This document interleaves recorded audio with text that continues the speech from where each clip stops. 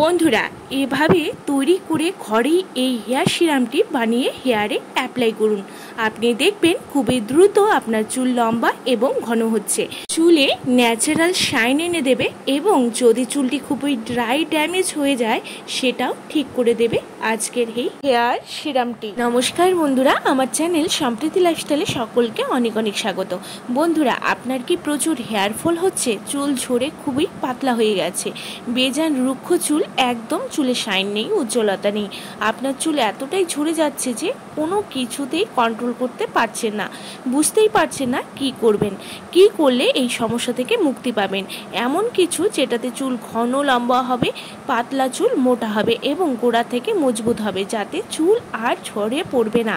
তাই বন্ধুরা, আজকে এমন একটি হেয়ার সিরাম শেয়ার করব যেটি চুলকে ঘন, মজবুত, লম্বা করবে এবং চুলে শাইন অ্যাড করবে, ড্রাইনেস কমিয়ে দেবে চিরতরে। এর জন্য কিন্তু পুরো ভিডিওটি দেখতে হবে, স্কিপ করলে বুঝতে পারবে না।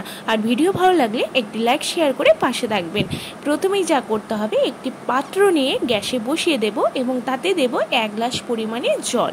1 গ্লাস থেকে 1.5 গ্লাসের পরিমাণে জল দেব, অবশ্যই সেটি খাওয়ার জল হতে হবে। এরপর এখানে অ্যাড করতে হবে পেঁয়াজের খোসা।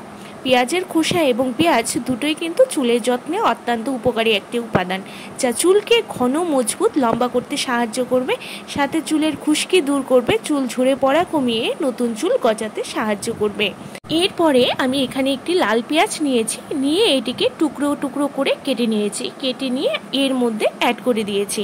এবারে যা করতে হবে, এবারে নিয়ে নিতে হবে 8 থেকে 10 খানা কারি পাতা।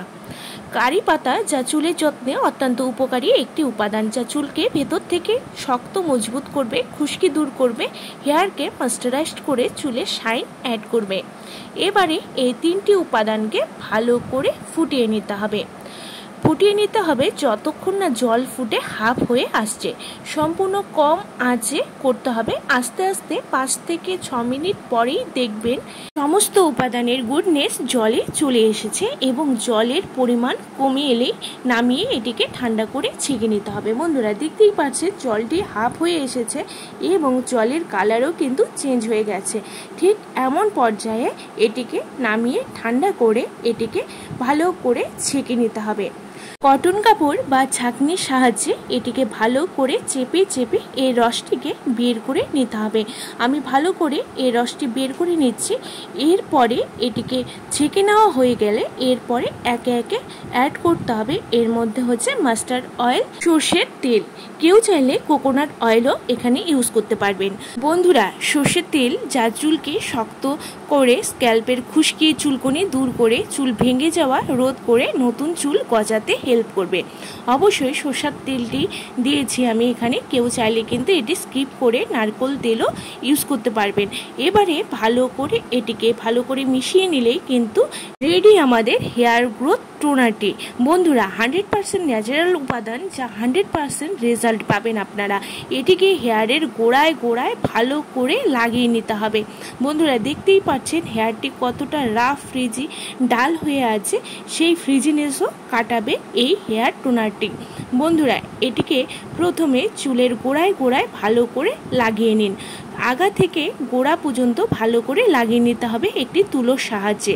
এই টোনারটি চুলের গোড়ায় ঘষে ভালো করে পৌঁছে দিন। যদি রাতে লাগিয়ে রেখে দিন, নেক্সট ডে শ্যাম্পু করেন, তাহলে কিন্তু খুব ভালো রেজাল্ট পাবেন। তাছাড়া স্নানের 1 ঘন্টা আগে লাগিয়ে শ্যাম্পু করলেও হবে।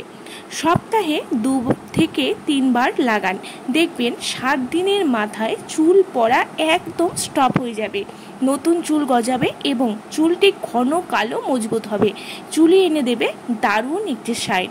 আফটার যখন ওয়াশ করবেন, দেখবেন চুলটি কতটা শাইনি হয়েছে এবং সফট হয়েছে। কতটা বেনিফিট আপনারা পাচ্ছেন সেটা কিন্তু ইউজ না করলে বুঝতে পারবেন না। বন্ধুরা, আমি চুলের গোড়ায় ভালো করে লাগিয়ে নিয়েছি। তারপর 5 থেকে 7 মিনিটের মতন ম্যাসাজ করতে হবে। ম্যাসাজ করে তারপর চুলটিকে বেঁধে রেখে দিন 1 থেকে 2 ঘন্টার জন্য। তারপর ওয়াশ করে নিন। আফটার ওয়াশ দেখতেই পারবেন চুলটি কতটা শাইনি হবে এবং স্মুথ হবে। এত সুন্দর নরম হয়ে যাবে চুলটি, একদম ম্যানেজেবল হয়ে যাবে। চুলের গোড়া তো শক্ত করবেই, সাথে চুল পড়া কমিয়ে নতুন চুল গজাতে সাহায্য করবে। মাত্র 7 দিন ইউজ করলেই বুঝতে পারবেন ডিফারেন্সটা। বন্ধুরা, আজকের ভিডিও ভালো লাগলে অবশ্যই লাইক শেয়ার করে পাশে থাকবেন এবং আমার চ্যানেলে নতুন হলে সাবস্ক্রাইব করতে কিন্তু ভুলবেন না। ভালো থাকবেন, সুস্থ থাকবেন। দেখা হচ্ছে নেক্সট কোনো রেমেডি নিয়ে। নমস্কার।